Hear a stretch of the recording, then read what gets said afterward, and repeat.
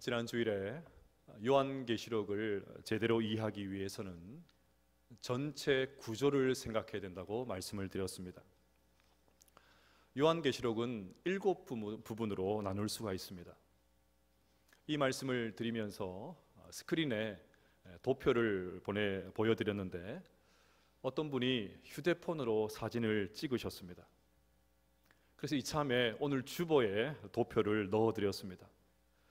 성경책에 끼워두셨다가 요한계시록을 읽으실 때마다 참고하시면 좋겠습니다. 요한계시록을 읽을 때 유념해야 될 것을 하나 더 말씀을 드렸지요. 요한계시록은 시간에 사건이 일어나는 순서대로 기록한 책이 아닙니다. 특히 대부분을 차지하는 세 개의 심판은 각기 다른 심판이 아닙니다. 7인 심판이 끝나면 7 나팔 심판이 임하고 그 다음에 7 대접 심판이 나오는 것이 아니라는 말입니다. 세 가지 모두 똑같은 심판인데 각도만 달리해서 다양한 관점으로 심판을 강조하고 설명하는 것입니다. 차제에 2가지 더 말씀을 드리려고 합니다. 요한계시록은 핍박 가운데 있는 1세기 소아시아의 7교회 성도들을 위로하고 격려하기 위해서 보낸 하나님의 말씀이라는 것을 잊어버리면 안 됩니다. 7인, 7 나팔, 7 대접 심판이 대부분을 차지하기 때문에 무섭게 느낄 수가 있지만 전혀 그럴 필요가 없습니다. 이 심판은 성도들에게 임하지 않습니다. 악한 사탄과 그를 추종하는 사람들에게 임하는 심판입니다. 한 가지 더 있습니다. 요한계시록은 말세를 다루는 책이죠. 보통 말세라고 하면 주님이 다시 오시기 직전으로 생각을 합니다. 그래서 여기에 나와 있는 심판의 내용이 주님이 오시기 6개월이나 3개월 전 혹은 주님이 재림하시기 임박했을 때에 일어나는 것으로 생각을 합니다. 하지만 그렇지 않습니다. 성경에서 말하는 말세는 예수님이 부활 승천하시고 재림하실 때까지 전 기간의 말세라고 말합니다. 그러니 1세기의 요한계시록이 기록될 때도 말세였고 지금도 말세입니다. 따라서 1세기 교회에 일어난 일들은 지금도 일어나고 앞으로도 일어나게 될 것입니다. 이런 큰 틀을 생각을 하면서 오늘은 7 대접 심판 가운데 첫 번째부터 5째까지 살펴보도록 하겠습니다. 먼저 1절 말씀을 함께 읽어봅시다. 시작. 또 내가 들으니 성전에서 큰 음성이 나서 7 천사에게 말하되 너희는 가서 하나님의 진노의 7 대접을 땅에 쏟으라 하더라. 아멘.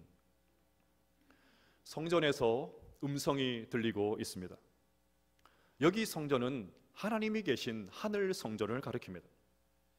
그러니 지금 나오는 소리는 하나님의 음성입니다. 그런데 그냥 음성이 아니라 큰 음성이라고 했습니다. 이 말은 소리가 크다는 뜻도 있지만 그보다는 하나님의 계획이, 하나님의 심판의 계획이 이제 본격적으로 실행된다는 뜻입니다. 그래서 유독 16장에 크다라는 수식어가 무려 8번이나 나오고 있습니다. 하나님이 큰 소리로 말씀하시는 내용이 무엇입니까? 하나님의 진노의 7 대접을 땅에 쏟으라입니다. 이미 살펴본 7인과 7 나팔 심판도 하나님의 심판이지만 그때는 진노라는 말은 없었습니다. 그런데 유독 7 대접 심판 때는 진노의 7 대접이라고 합니다. 그만큼 하나님의 진노를 강조하는 것이죠. 대접 심판은 지금까지 나왔던 것과는 차원도 다르고 이제는 더 이상 돌이킬 기회가 없기 때문입니다. 1세기 성도들은 지금 이 하나님의 음성을 들으면서 틀림없이 큰 위로를 받았을 것입니다. 그들은 지금까지 하나님께서 침묵하시는 것처럼 느꼈습니다. 그래서 여러 번 어느 때까지입니까? 언제까지 기다려야 합니까? 도대체 하나님 뭐 하고 계십니까? 처절한 기도를 올려드렸지요. 그런데 드디어 침묵하시는 것 같은 하나님께서 입을 여십니다. 그것도 큰 음성으로 이제 심판이 실행된다고 하십니다. 자, 그러면 첫 번째 대접을 보겠습니다. 2절을 보시면 첫째 천사가 가서 그 대접을 땅에 쏟음에 짐승의 표를 받은 사람들과 그 우상에게 경배하는 자들에게 악하고 독한 종기가 나더라. 첫째 대접이 누구에게 쏟아지고 있습니까? 짐승의 표를 받은 사람들과 그 우상에게 경배하는 자들에게 쏟아지고 있습니다. 그러니 이 첫 번째 재앙은 성도들에게 임하는 것이 아닙니다. 사탄을 추종하는 사람들에게 임하는 심판입니다. 아마 당시에 매매를 위해서 황제의 신상에 절을 했던 사람들은 이런 결과가 벌어질지는 꿈에도 몰랐을 것입니다. 먹고 살기 위해서 어쩔 수 없었다고 항변하는 자들도 있었을 것입니다. 목구멍이 포도청이니까 별 수 없었다고 울며 겨자 먹기로 짐승에게 표를 받는 사람들도 있었을 것입니다. 어떻게 보면 이것이 순리처럼 보입니다. 먹고 살아야 하니까 뭐 신앙 버리는 것도 아니고 그냥 고개만 까딱하면 되니까 순리처럼 보입니다. 그러니 이들의 눈에는 굶어 죽는 한이 있더라도 고집스럽게 신앙의 정절을 지키는 사람들이 어리석게 보였을 것입니다. 세상 물정 모르는 정말 광신도처럼 취급했을 것입니다. 그런데 하나님은 짐승의 표를 받은 사람들과 우상에게 경배하는 사람들을 악하고 독한 종기로 치고 계십니다. 성경을 보면 하나님께서 심판하실 때 단골 메뉴가 종기입니다. 우선은 이스라엘 백성들이 출애굽하기 직전에 애굽 땅에 내렸던 10가지 재앙 가운데 6번째가 종기였습니다.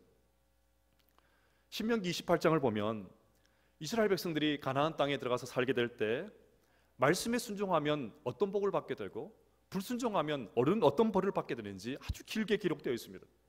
그때 하나님의 말씀에 불순종해서 받는 벌이 종기였습니다. 신명기 28장 35절을 보시면 여호와께서 내 무릎과 다리를 쳐서 고치지 못할 심한 종기를 생기게 하여 발바닥에서부터 정수리까지 이르게 하시리라. 또 있습니다. 블레셋이 하나님의 법궤를 빼앗아 간 적이 있습니다. 그런데 법궤가 옮겨지는 곳마다 동네마다 하나님께서 종기로 사람들을 치셨습니다. 급기야는 견디지를 못하고 법궤를 돌려보냈지요. 이것만이 아닙니다. 성경에서 극심한 고난을 받은 대표적인 사람은 욥이었죠. 그는 하루아침에 전 재산을 다 잃어버렸고 7남 3녀의 10자녀를 하루아침에 다 잃었습니다. 온몸에 종기가 나서 질그릇 조각을 가지고 그 가려운 몸을 박박 끓고 있었습니다. 이처럼 종기는 성경에서 재앙, 심판을 의미합니다. 이렇게 말씀드리면 어떤 분들은 종기가 뭐 대단한 병이냐, 그거야 고약 붙여서 그냥 확 짜버리면 낫는 것 아니냐, 그렇게 생각을 하시는데 그렇지가 않습니다. 조선시대 때 임금의 사망 원인 1위가 종기라는 것을 아십니까? 지금은 종기가 생기면 깨끗하기 쉽고 항생제 처방을 받으면 쉽게 나올 수 있었지만 예전에는 치료하기가 상당히 어려운 고질병이었습니다. 대표적으로 문종, 효종, 정조가 종기로 죽었습니다. 그러니 고대 사회는 얼마나 더했겠습니까? 자, 그러면 악하고 독한 종기는 무엇을 뜻할까요? 실제로 몸에 생기는 종기를 뜻할 수도 있지만 이것은 상징입니다. 하나님 없이 사는 사람들이 당하게 될 고통을 이런 식으로 묘사한 것입니다. 지난주에 살펴본 대로 7 대접 심판이 임할 때 우리 성도들은 천국에서 구원의 하나님을 찬양하게 될 것입니다. 하지만 이 하나님의 무서운 진노를 다 받아야 되는 사람들, 남김없이 다 받아내야 되는 그런 사람들을 얼마나 고통스럽겠습니까? 그들이 당하게 될 심리적, 육체적인 고통을 이런 식으로 표현한 것입니다. 이제 두 번째 대접을 보겠습니다. 3절을 보시면 둘째 천사가 그 대접을 바다에 쏟음에 바다가 곧 죽은 자의 피같이 되니 바다 가운데 모든 생물이 죽더라. 둘째 천사가 대접을 쏟자 바다가 피로 변해서 모든 생물들이 죽었습니다. 이것은 세 번째 대접과 밀접한 관계가 있습니다. 4절도 보시면 셋째 천사가 그 대접을 강과 물 근원에 쏟음에 피가 되더라. 바다와 강이 피로 변하고 있습니다. 이것은 출애굽 당시에 나일강이 피로 변했던 첫 번째 재앙이 생각이 납니다. 하나님은 애굽 사람들의 젖줄이었고 삶의 터전이었던 나일강을 치심으로써 애굽에게 심각한 경제적인 피해를 입히셨습니다. 오늘 본문에서 바다와 강이 피로 변하는 것도 마찬가지입니다. 당시 로마는 바다를 통한 해상교역에 전적으로 의존했습니다. 따라서 바다가 피로 변하는 것은 로마가 의지했던 경제체제가 붕괴되는 것을 의미합니다. 저는 이 장면을 보면서 하나님께서 정말 정확하시구나, 하나님 정말 정확하시다는 것을 새삼 느끼게 되었습니다. 로마 제국이 황제 숭배를 성도들에게 강요하면서 사용했던 도구가 무엇입니까? 무엇으로 성도들을 회유했습니까? 결국 돈이지요. 경제의 논리였습니다. 먹고 살아야 될 것 아니냐? 하나님을 섬긴다고 떡이 나온 것도 아닌데 왜 그렇게 고집스럽게 하늘만 쳐다보고 있느냐? 그냥 한번 눈 질끈 감고 고개만 숙이면 먹고 사는 문제 다 해결해 줄게, 그것이었지 않습니까? 황제 숭배를 유혹할 때 돈으로, 경제 논리로 끊임없이 유혹을 했습니다. 대단히 달콤하고 너무나도 현실적인 그런 제안이었죠. 하지만 이 달콤한 제안을 거부하고 생명 걸고 신앙의 정절을 지킨 그리스도인들이 있었습니다. 끝까지 버티는 그들, 로마 당자들의 눈에 보면 가시처럼 보였겠죠. 그래서 끝까지 거부하는 사람들을 다 잡아다가 굶주린 사자가 기다리고 있는 원형 경기장에 던졌습니다. 얼마나 무서웠을까요? 어떻게 해서든지 살려고 여기저기 뛰어다니는 성도들의 모습을 보면서 황제와 시민들이 환호성을 지르면서 지켜보고 있었습니다. 결국 사자들에게 뜯어 먹히고 피를 흘리는 장면을 보면서 황제와 시민들이 박수를 치면서 낄낄거렸을 것입니다. 그런 자들을 향해서 오늘 주님은 5절과 6절에서 이렇게 말씀하십니다. 내가 들으니 물을 차지한 천사가 이르되 전에도 계셨고 지금도 계신 거룩하시니여 이렇게 심판하시니 의로우시도다. 그들이 성도들과 선지자들의 피를 흘렸으므로 그들에게 피를 마시게 하신 것이 합당하니이다 하더라. 결국 주님은 성도들을 유혹했던 돈, 경제를 치십니다. 로마 경제의 중심인 바다를 치셔서 해상 교육을 틀어막으십니다. 너희들이 내 백성들을 돈으로, 경제 논리로 유혹하고 괴롭히고 피를 흘리면서 죽어가는 모습을 보면서 낄낄거리면서 웃었지. 내가 다 지켜봤어. 이제는 내가 너희들의 돈줄을 끊어버릴 거야. 너희들이 우상처럼 떠받치는 그 바다, 그 경제 내가 반드시 쳐버릴 거야. 하나님께서 그렇게 말씀하십니다. 근데 여러분, 오늘 이 말씀은 우리를 향한 말씀이기도 합니다. 여러분에게 묻고 싶습니다. 우리도 돈과 물질의 메인 그런 인생을 살고 있지 않습니까? 앉으나서나 주님 생각이 아니라 앉으나서나 돈이지 않습니까? 우리도 세상에서 통용되는 경제 논리, 세상 사람들이 추구하는 그 가치관을 따라서 살고 있지는 않습니까? 여러분, 무엇이 잘 사는 것입니까? 어떤 사람을 볼 때 잘 산다, 저 사람 참 잘 사네, 어떨 때 그렇게 말을 합니까? 그냥 덮어놓고 돈만 많으면 잘 산다, 그렇게 말하고 있지는 않습니까? 돈만 많으면 정말 잘 사는 것입니까? 좋은 집에 살면 정말 잘 사는 것입니까? 노후가 보장되어 있으면 정말 잘 사는 것입니까? 물질이 많으면 정말 잘 사는 것입니까? 그래서 우리도 세상의 가치관을 따라서 돈돈거리면서 살고 있지 않습니까? 오늘 말씀을 보면서 우리의 모습을 돌아봐야 합니다. 돈과 관련해서 우리가 정말 붙들어야 될 말씀이 있습니다. 디모데전서 6장 10절 말씀을 같이 한번 읽어봅시다. 시작. 돈을 사랑함이 일만 악의 뿌리가 되나니 이것을 탐내는 자들은 미혹을 받아 믿음에서 떠나 많은 근심으로써 자기를 찔렀도다. 돈을 사랑하다가 믿음을 떠난 사람들이 있다는 이 말씀이 너무나도 가슴 아프게 다가옵니다. 그러니 돈이 되는 일이라면 시간 가는 줄 모르면서 탐닉하면서도 예수 잘 믿고 교회를 위해서 헌신하는 것을 성가시게 여겨서는 안 됩니다. 세상에서 뒤처지고 낙오되고 실패하는 것은 있을 수 없는 일로 여기면서 하나님을 예배하고 섬기는 일은 대충 해도 된다, 적당히 해도 된다, 이 정도 하면 된다, 그렇게 생각해서는 안 됩니다. 오늘 말씀을 보십시오. 하나님은 로마가 우상으로 떠받치고 있던 그 바다, 그 경제, 돈, 성도들을 끊임없이 유혹했던 그 돈 무참히 쳐버리십니다.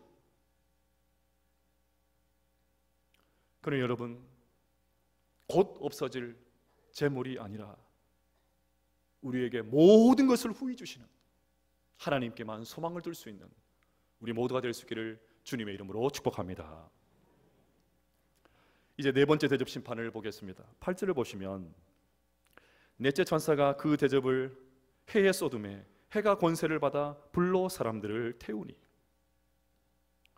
넷째 천사가 대접을 태양에게 쏟습니다. 그래서 해가 권세를 받아서 불로 사람들을 태웁니다. 이것도 실제 상황이 아니라 상징입니다. 얼마나 큰 대접으로 쏟아야 태양을 덮을 수 있겠습니까?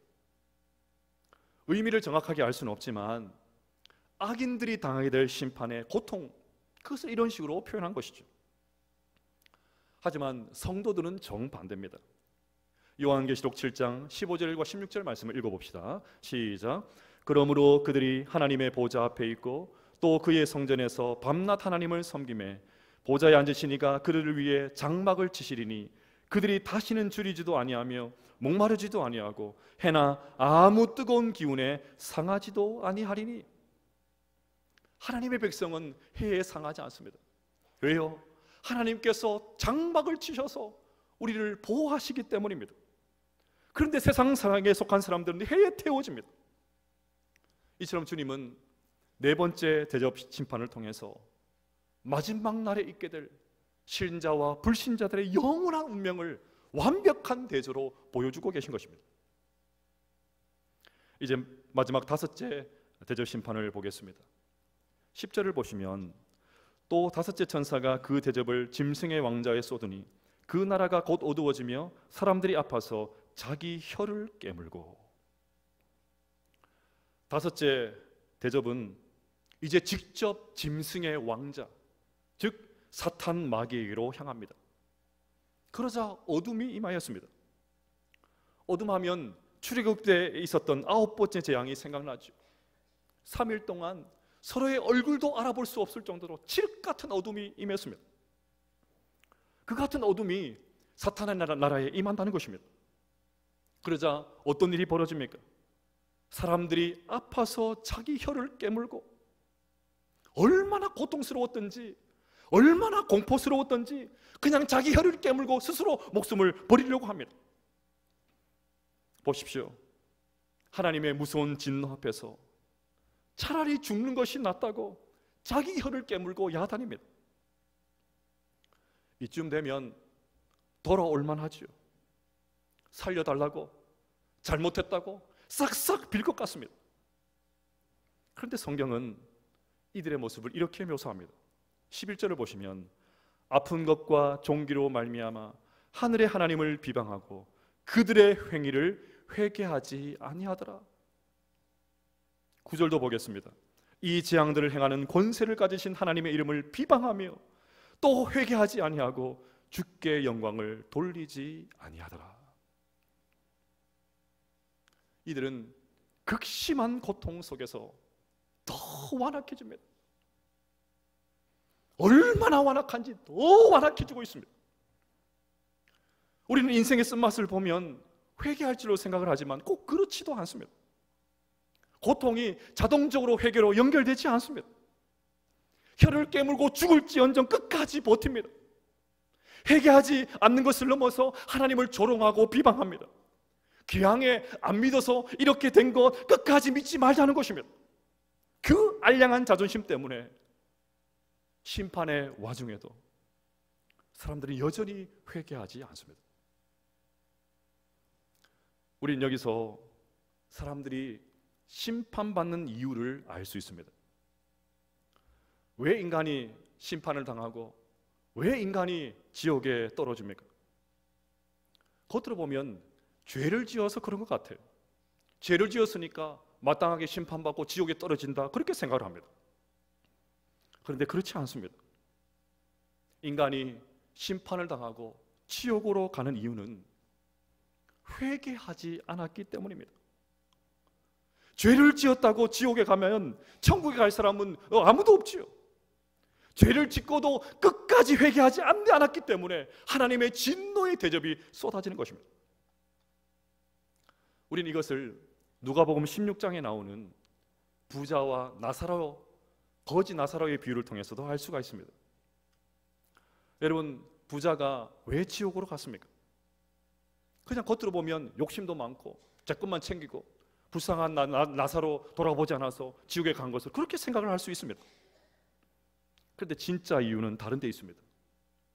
누가복음 16장 30절 말씀을 읽어봅시다. 시작. 이르되 그렇지 아니하니이다. 아버지 아브라함이여, 만일 죽은 자에게서 그들의 가는 자가 있으면 회개하리이다.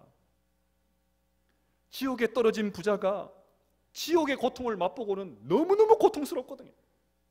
그러니까 이 지옥의 고통을 아는 사람을 조금 자기 형제들에게 보내가지고 복음을 전하면 회개할 거라는 것입니다. 그래서 우리 형제들이 회개해서 지옥에 떨어지지 않도록 좀 조치를 취해 달라는 것이죠. 결국 누가복음 16장에 나오는 부자가 지옥으로 간 이유는 회개하지 않았기 때문입니다. 삶의 방향을 하나님께로 돌이키지 않았기 때문입니다. 하나님의 말씀이 들릴 때 통에 자복하지 않았기 때문입니다. 이런 측면에서 저는 지난주까지 묵상한 큐티 본문 에스라, 그 에스라 본문 가운데 에스라 10장 말씀이 참 인상이 깊었습니다. 여러분, 에스라 10장이 어떻게 끝이 났습니까? 무려 24절에 걸쳐서 113명의 이름이 쭉 나열이 되면서 에스라서가 끝이 납니다. 여러분, 이 사람들이 누구인지 아십니까? 이방인들과 통혼한 사람들입니다. 대놓고 거룩한 하나님의 백성으로 살겠다는 것을 거부했던 사람들이었습니다. 더 충격적인 것은 그 명단에 제사장들, 레위인들, 찬양 대원들도 있었습니다. 하나님은 성전을 재건하라고 에스라를 보내셨죠. 하지만 죽으라 고생해서 성전을 재건하면 뭐합니까? 성전에서 일하는 제사장들, 레위인들, 찬양 대원들이 가장 큰 장애물들이 되어 있는 그런 상황, 정말 참담하죠. 그 이름들이 쫙 기록이 되어 있습니다. 저는 이방인과 통혼한 이 사람들의 명단, 여러분, 이 이방인들과 통혼한 사람들의 명단들이 사람들에게 알려졌을 때 얼마나 부끄러웠겠습니까? 일반 백성들이야 그렇다 치고 제사장들과 레위인들 이중 생활이 까발려졌으니까 얼마나 부끄러웠겠어요. 그들이 앞으로 성전에서 어떻게 제사를 집전할 수 있겠습니까? 그러니 에스라 10장에 나오는 명단은 수치스러운 명단입니다. 부끄러운 명단이에요. 그런데 저는 이 명단이 오히려 영광스러운 이름이라는 사실을 알게 되었습니다. 에스라가 이 이름을 상세하게 기록한 이유는 창피를 주기 위해서가 아닙니다. 부끄러움을 주기 위해서가 아니었습니다. 오히려 하나님 앞에서 통렬하게 회개하는 그 사람들의 모습, 회개의 열매, 하나님 앞에서 자신들의 잘못을 뉘우치는 그 모습, 그것을 보여주기 위해서였습니다. 그래서 에스라 10장 19절은 이렇게 말합니다. 그들이 다 손을 잡아 맹세하여 그들의 아내를 내보내기로 하고 또 그 죄로 말미암아 순양 한 마리를 속건제로 드렸으며. 생각해 보십시오. 미우나 고우나 여태껏 부부로 살아온 아내입니다. 마음고생하면서 양육한 자녀들입니다. 그 처자식들을 내보내는 것 만만한 일이 아닙니다. 그야말로 생이별입니다. 하지만 이들은 하나님의 엄중한 음성이 들려졌을 때 자신의 잘못을 회개하고 철저하게 돌이켰습니다. 인간적으로는 너무나도 고통스러웠지만 자신들 안에 들어와 있었던 그 죄, 아무렇지도 않게 여겼던 그 죄, 스물스물 들어와서 온 공동체를 파괴했던 그 죄, 과감하게 잘라냈습니다. 사랑하는 여러분, 진짜 부끄러운 것이 무엇입니까? 죄를 짓는 것도 부끄러운 일이지요. 이렇게 이름들이 알려지면 고개를 들 수가 없습니다. 하지만 진짜 부끄러운 것은 죄를 지었음에도 불구하고, 죄인임에도 불구하고 회개하지 않는 것, 그것이 진짜 수치입니다. 따라서 에스라서에 길게 기록된 이 말씀들은 다시 하나님의 말씀을 붙들기로 선택한 자랑스러운 사람들의 이름입니다. 자신들의 죄를 공개적으로 드러내고 머리 숙일 줄 아는 용감한 사람들의 이름이었습니다. 사사로운 인간의 감정이 아니라 하나님의 뜻을 선택하기로 한 용기 있는 사람들의 이름들이었습니다. 사랑하는 여러분, 오늘 본문은 안타깝게도 하나님의 무서운 심판 앞에서 끝까지 회개하지 않는 그 사람들의 비참한 모습을 보여주고 있습니다. 그럼 이 시간 여러분에게 묻고 싶습니다. 여러분은 회개하는 사람이십니까? 이 아침에 진지하게 묻고 싶습니다. 여러분은 회개하십니까? 일상의 삶 현장 가운데 들어와 있는 그 죄, 가볍게 여기지 아니하고 정말 회개하십니까? 장차 우리가 하나님의 보좌 앞에 서서 찬양하게 될 것이라고 자만하시면 안 됩니다. 주님 앞에 서는 그날까지 철저하게 회개하다가 정결한 모습으로 서야 합니다.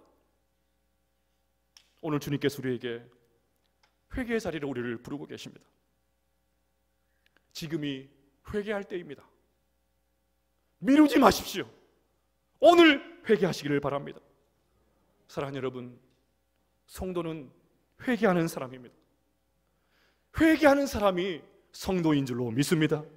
그러니 매일 회개하심으로 하나님과의 바른 관계를 통해서 부어주시는 영적인 기쁨과 은혜를 풍성하게 누릴 수 있는 우리 모든 성도들 다 되시기를 주님의 이름으로 축복합니다.